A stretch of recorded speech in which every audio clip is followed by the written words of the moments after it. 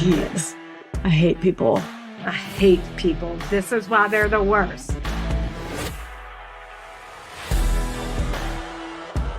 Are you ready for it?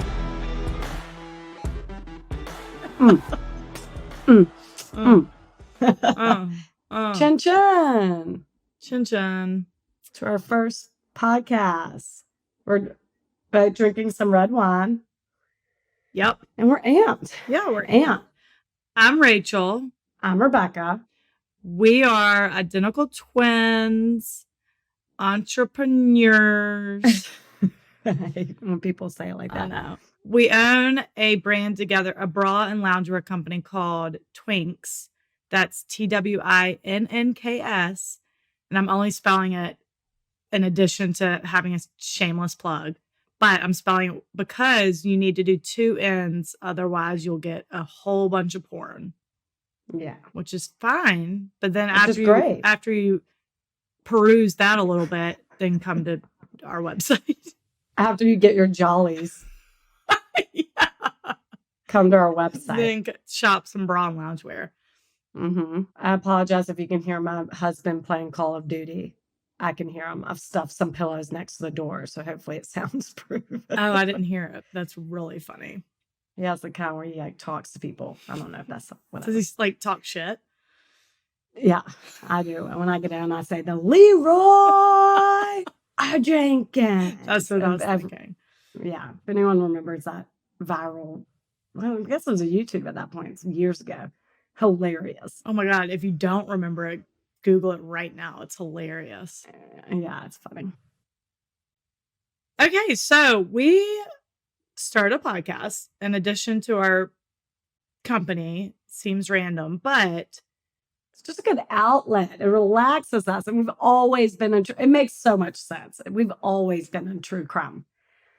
That's true. We've always been into true crime, since day one. I actually remember JonBenet Ramsey being murdered and we were 8. Wait, yeah. 9.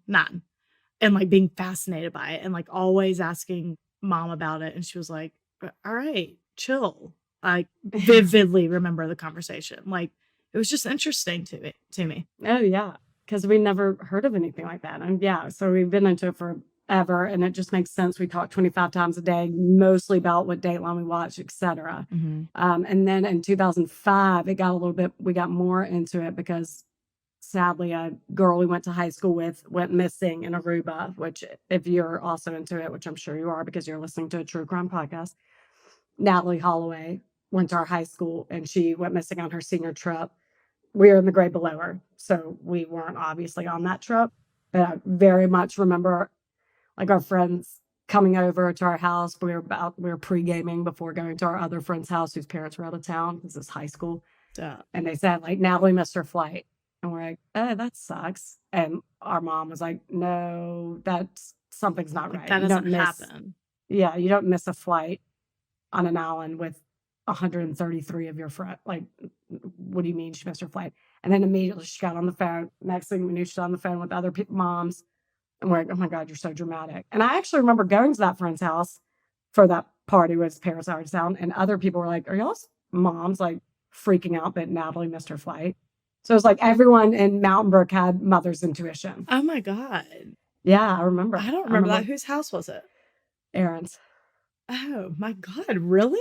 Yep. Whoa. No, I don't remember that. I remember hearing it and being at our house and being like, did y'all hear that Natalie missed her flight? And being like, yeah, that sucks. We were just naive, I guess, at that point because we were 17 years old. But yeah, now that happened, I would be, from the jump freaking out. Oh yeah, so crazy. But we lived in a little bubble, but that bubble burst in 2005. Yeah. Mainly because that piece of shit, Joran van der Sloot, and his father, Paulus van der Sloot. Right. The Joran's in prison. Paulus is dead. Everything's right with the world. Everywhere. Everyone's where they should be.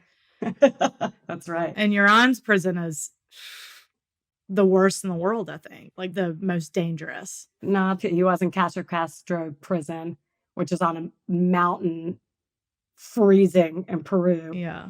And he kept getting stabbed Poor inmates. baby. Little piece of shit. But I think they transferred now. Whatever. Oh, well, he'll serve that time and then off to the U.S. for charges here. So it'll be good. Welcome to Birmingham. Yeah. The warmest of welcomes. Yeah. So that really solidified it for real. But with that, so during the Natalee Holloway investigation, one of the first search and rescue groups was Texas EquiSearch. They're based off Texas, obviously. They operate solely on donations. They have boats, drones, by horse, whatever the family needs. Wherever there's a loved one went missing, they will take whatever measures to try to find them. Right. And it all started with Tim, the founder. His daughter was kidnapped and murdered in 1984. And so he's just made his life mission. And they're the best. They operate solely on donations and they operate all over the world. And to date, I think they've brought over 400 missing people home. I mean, unfortunately, obviously not all of them alive, but still giving those families closure who I can't imagine what they're going through. They're just so great. And so we do give a portion of our sales from Twinks to Texas EquiSearch because when we started, we always wanted to give back to something we really were passionate about. And that's what we're passionate about. And so this year, we finally got to that point in Twinks where we could start donating a portion of sales. So Texas EquiSearch, shout out. They kill it. Do. They're awesome. Yeah. But so that's a little background about why we're doing this. It is fun anyway. What a fun little side hustle. We just dig it. I know. I remember my first interview coming out of college. This old man was interviewing me. I was like, you can have any job in the world, whatever you want to do. The job doesn't even have to exist. For example, I'd be something like the shortstop for the Red Sox or something. And I was like, okay, sky's the limit, I see. So I was like, oh, no okay. I would investigate crime, but not deal or see crime scenes. I want nothing to do with any of that. Or, telling the families that their loved one was killed. None of that. I literally just want to tell stories. And here they are. Yeah. 11 years later. I'm going to need... Yeah, that's a good job. I bet he was like, oh, God. Yeah. Get the hell out of my office. Opt out of crime scenes.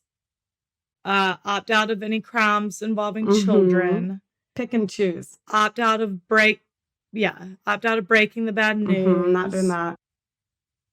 And opt out of not being able to discuss any ongoing investigations. If you think I'm not at happy hour dishing with my friends over wine. Oh, yeah.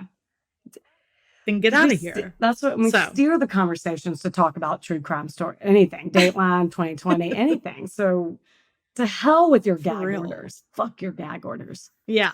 No, that is the ideal job. But now here it is. Now it can be. Who knew? For how long we knew this in 2010. Ugh.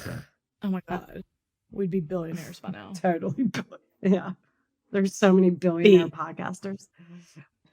But here's what we like for it to be. We love a badass survivor story. We love a plot twist. We're going to really try to always give a plot twist. For real. None or shock factor. Yeah. Something we want you to murmur under your breath every single episode. What the fuck? Yeah. We want you to miss your exit driving. Yeah. Because you're so distracted and shocked by the turn of events that we just presented to you. Right. Right. And most importantly, we want you to realize how people are the worst. Exactly. It's factually accurate. It's why we picked the name. Yeah. So.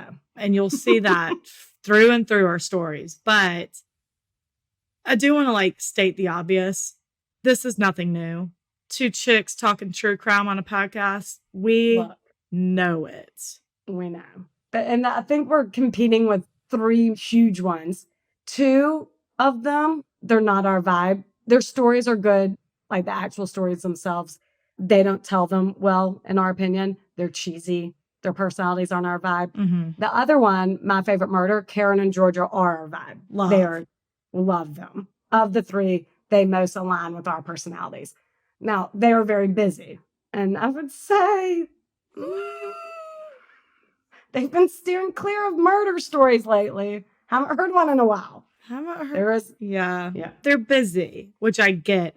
More power to you. I'm so happy for them. But Rebecca and I often reminisce on what we call like old MFM, which sounds mean. There have been some recent ones that I've been happy with, but they're just, I don't know. I feel like it's steering a little clear of some of the topics that we want to stick to, Yeah. But again, I had her hometown murder the other day of a girl rolling herself up into a window accidentally. So no, I can't. I'm not doing the minisodes. Sorry. Yeah. Oof. We can cut this if need be. Not that telling tens of people of certain episodes is going to affect them in any way, shape, or form. But yeah, we simply just told our friends our opinion, which they already know. So we're good. Yeah. I think we're good. They're fine. So yeah, we want to stick to true crime. Shocking, I know. We want a plot twist or shock factor. Something you're never going to hear a disgruntled husband poisoning his wife over an affair. I don't think, unless there's a huge plot twist. Yeah, it's going to be very rare. And here's what it won't be. It won't be. We won't talk for an hour and a half before. That's for sure. No, we're just introducing ourselves mainly. It'll probably be no more than 10 minutes. We do sometimes get off topic and we chat on the phone 25 times a day. Right. So it might get a little into that, but we'll probably get it all out before the podcast and we can just stick to the important stuff and within 10 to 15 minutes tops, we will be in our story. For sure. This might exceed that because we're intro, but it won't be that. It won't be, guess what I'm going to say? Mafia. No. Organized crime. No. I mean, it won't be, but you're less into that than I am. I could find some interesting. It's organized crime. It's just not, it's their job. They got to stick up for the family. Let me tell you something about my family. We're thick as thieves. God, I love Carolynne Mans. She is such an OG. No, that's not. No, I found it completely. Old crime, 1800s and shit like that. Totally. That's what we call a twin stink. That is exactly what I was going to say. We're not starting anything with this person shot this person because they stole their horse and bag of barley. Exactly. We're not. It's so boring. It's just what they did back then, people. I'm bored with it. But I do know a guy who I married. I wasn't going to say his name, but I'm like, whatever. My husband's grandmother does remember her father killing someone in front of her. Oh, shit. I know. She was, I don't know. How do I not know this? I don't know. I thought I told you. Because it's not that interesting because that's what they did back then. Yeah, that's true. I'm just kidding. But no, that is shocking to hear it firsthand. She was on her dad's feet, 4-year-olds crawl on your dad's legs and they start walking and they're having fun. Yeah. They wrap themselves around the legs. Yeah, it's a blast. It was a blast. She was doing that on the front porch and having fun. And then a guy started walking up their property. And so her dad just pop, shot him dead. And all she remembers is him dragging that body and burying it on the property. Whoa. I know. Heavy shit. Oh my God. Wait, do we know where this property is today? Is family still there? Augusta, Georgia. Ooh. Yeah. Is the family still living there? His grandmother? No. She's no, cousin, I don't know, passed down through generations, this land. No. Damn. No, I'm sure it's haunted because there's a body buried. Oh my God. I cannot wait to hear of the day that someone in Augusta digs for a pool at their brand new house. Yeah. Ooh. That is sad. That poor guy was probably a salesman. Oh, come on. That is sad. Like, we don't know that he was coming to steal his whiskey or whatever. Well, that's what the other side of it is, that his family, the victim's family, is telling a whole separate story. They're telling the story of my grandmother's dad went out to work one day and never came home. Yeah. Weird. Oh my It's God, just that is unsolved. so sad. I need an exact year and exact coordinates. And I'm going to find that family who's missing their loved one, and I'm just going to let them know. Okay. That'd be great. Oh, cute. See? I know. But we're never going to, that's the only story we're going to tell. Yeah, That's going to be yeah. before, 1930, 40. I don't know. I don't have an exact year, but when I'm listening to a podcast, I'm like, okay, we're going to go back to 1652. Oh my I'm like, God. peace out. Peace. 1800s. Really? I don't know the exact year either. I don't have to be born, obviously. I'm No. down with the 70s. I'm down with Oh my God. whatever. Yeah. But oof, there it gets to a point where I'm like, oh, no. No, yeah, totally. It's just what they did back then. There wasn't 911 people. So you just got took care of business. Yeah. Also, we're not going to talk about Ted Bundy, Charles Manson, the ones you already know and yeah. have heard several times. So True. that's the wrap up what this podcast will and won't be about. Word. Mm-hmm.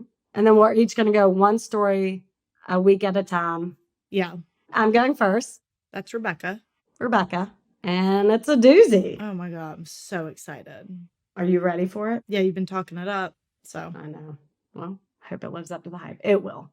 for real. All right, let's do this. I got my sources from, who brought it to my attention was ranker.com. And I got Case File, did an episode on it, Daily Record, The Age, and obviously Wikipedia. All right. So 17-year-old Carolynne Watson and 22-year-old Julian Buchwald have been dating for like 2 years and were avid churchgoers. They're from Melbourne, Australia. And then March 2008, Julian set up a romantic picnic for them in Australian countryside where his parents own this huge piece of land. Cute. I know. Young love. Just for no reason. Yeah, they're cute. God. I know. All right. Can you imagine? No. As they were driving, Julian saw a dead animal on the side of the road and stopped to investigate it, which, take a minute. I know it's weird, but apparently this wasn't weird for him. He would see things on the side of the road and want to go investigate them. I don't know. Boys are gross. It would literally have to be a dead woolly mammoth for me to go look at it. I don't know Like, what it was. what? That, he's sick. I know. It seems weird, but that was something that he did. Boys are stupid. So as he was out of the car, he heard someone come up behind him and all of a sudden felt a blunt object hit him in the back of the head. Sad. Now I feel bad. I know. All right. I know. It's sad. But so Carolynne, who is out of sight at this point, he parked too far away and he was behind a bush when he went to go see the animal. So she's just sitting in the car wondering where he is. And after about 5 minutes, she's about to get out to see what the hell is taking him so long. And she sees a guy in a mask running towards the car. He pulls open the door, grabs her, gags her, hog ties her, and throws her in the trunk. Jesus. I know. It's very scary. Julian's parents were expecting them home around 3, and obviously is well past then. So they're getting worried. They're sitting on the porch and they notice a note in the chain link fence. So they go over to it and it says something about how the kidnapping was a revenge against the Buchwalds. And it specifically said, don't call the cops or you'll never see them again. We'll fuck the girl to death and burn her alive and torture the bloody boy. Oh my I God. don't know. Could you imagine? They were just worried about their little son and they got that fucking terrifying note. But they had no idea who it was because they didn't have beef with anyone. So instead, they were like, nah, this is not how this is going to work. And they called the cops immediately. This led to a huge surge and complete terror in the community. During all of this, they learned that Carolynne's parents actually also received a note, which said something to the effect of mind your business and stay away. And Carolynne's parents' note ended with Christians are the enemy. And both of the letters, right? Everyone calm down. And both of the letters ended in a satanic symbol, which belonged to the group Order of Nine Angles, or ONA, which is a neo-Nazi satanic group based out of the UK but they have chapters in various countries. And actually, Wikipedia said that there's a headquarters in South Carolina, which I'm like, where? Oh, it didn't say where? No. That was my first question. I know. I'm like, where the fuck are y'all? Listeners, I live in Atlanta and she lives in Asheville, North Carolina. So South Carolina's, Like, right there. not far. Yeah. If you know anything about geography, You know. it's nearby. So I've researched them. They're fucking lunatics. They believe in racial inequality and advocate a spiritual path in which practitioners are required to isolate themselves from society, commit crimes, embrace political extremism and violence, and carry out acts of human sacrifice. Assholes. Mind blowing. And as a side note, they don't believe that the Holocaust happened, which always fascinates me with these lunatics. Ugh. The Holocaust did not happen. Yeah, what do y'all think happened? That actually is fascinating. Yeah. But anyway, the cops couldn't find any evidence of members of ONA existing in Australia.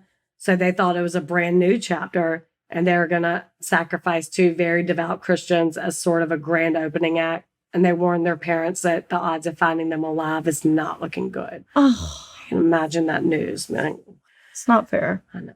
Back to the kidnapping. After 6 hours of driving, the attacker throws Carolyn 6 hours of driving. First of all, in a trunk, I would. Holy shit. How is that not it? Like, that would be it for me. Oh my I God. know. But after 6 hours of driving, the attacker throws Carolyn out of the car, takes his knife, and rips off her clothes. She then starts hearing him dig a hole, which that alone, could you imagine? You're kidnapped. You don't know where you are. You don't know who you're with. And you start hearing digging would just terrify me. In that situation, I would hope it's like fight, flight, or freeze, I think it is. Mm-hmm. At that point, I would hope my senses would come in to fight. You have nothing to lose. Yeah. I'd be like, that's like the absolute worst thing. I might as well. Yeah, but she's hogtied. What are you going to do? I know, but I don't know. Oh, I know. Go crazy. Scream, just go crazy. That's what they say. Just go insane. Yeah. You know, you could be somewhat near a city. I don't know. Yeah. Ugh. Oh, yeah. At that point, you don't know, but she's also gagged. Oh, shit. Hate this. Yeah. Or I would like to think that your body just goes into shock mode and you don't. If you are in that freeze mode, You like pass out. you pass out. Your brain does not remember it. You're just there and you're already pretty much passed on. I hope. Oof. I hope. So she's confident she's going to be raped and either stabbed or buried alive. But all of a sudden, the noise stops. She hears her attacker walk away. She actually is frozen. She doesn't move for like 30 minutes to an hour. And she all of a sudden hears a faint whisper of a voice calling out to her. And it's Julian, which Holy the relief would be like, fucking think there's hope. Oh my God. I know. He had woken up from being knocked out and was also tied up and naked, but not blindfolded. So he could see that the attacker left his knife. So he shimmies over to it, cuts himself out, and cuts Carolyn out too. Assuming that psycho was coming back, they take the knife, they take the backpack that they had brought for the picnic with little food they had, and they bolt. They're in the middle of the wilderness, so they're naked and wandering around. Wait, sorry. They're both naked during that whole thing? Yeah. Oh, did I know? Oh. Oh, yeah. He's also naked. No, you probably said it. I'm listening. I'm just like, wait. No, what? the attacker cuts off her clothes with a knife, and that's when she Oh, hears the yeah. digging and Yeah. that faint voice. He's also naked. He's just not blindfolded. Oh, God. So he saw the attacker. During the day, it was scorching hot, but at night, it was freezing. So conditions were rough, and they had very little food, like I said. They would be moving hiding spots every day.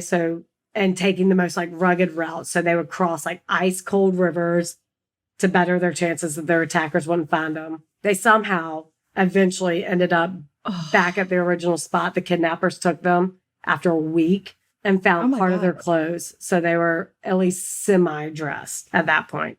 And after a few more hours of wandering, they found a main road and a farmer happened to be driving by and picked them up. They were sunburned and they were blistered all over. Do you imagine? Oh my God. Head to toe think of that. blistered.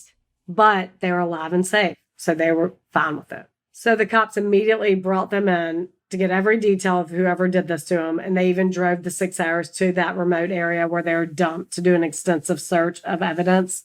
And they found it. They found the rope used to tie them up, duct tape, and shovel. And they were even able to trace back who they belonged to, who owned them. Are you ready for it? No. The neo-Nazi fuckers. They all belonged to Julian. He staged the whole thing. Oh my God. And how they traced it. How do you... That was one thing I could not find, how they traced it. I don't know. And 2008, like credit cards, that's probably Yeah, it's irrelevant. probably easy. But he did crumble like a piece of paper to once the cops asked him. So Oh, they're like, this guy seems sketch. He stops to see roadkill. exactly. The morning of their romantic picnic, he drove near his parents' property, planted a deer carcass, hid gloves, hid a mask, a jacket, ropes, duct tape, and military pants. When he got out to see the animal, he was actually changing clothes. He then hogtied his girlfriend, drove 6 hours to the Alpine National Forest. He cut off her clothes, then stripped his own clothes off, buried them, which is what she heard, the digging, which petrified her for her own life. Such a dick. Yeah.